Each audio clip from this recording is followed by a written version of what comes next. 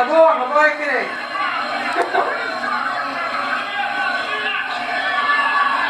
Senhor presidente, por favor, eu quero. Quanta honra! Quanta honra o destino me reservou de poder! Quanta honra o destino me reservou de poder! Da minha voz saiu o grito de esperança de milhões de brasileiros! Senhoras e senhores, Pernambuco nunca faltou ao Brasil. Carrego comigo nossas histórias de luta pela liberdade e pela democracia.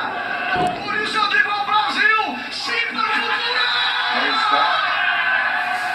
Neste momento, às 11 horas e 7 minutos. Eita porra. Em Brasília, esta noite de domingo, 17 de abril de 2016, a Câmara dos Deputados acaba de autorizar o prosseguimento do processo de impeachment da presidente Dilma Rousseff. Foram atingidos os 342 votos necessários. Bombas giram. 2/3 do voto.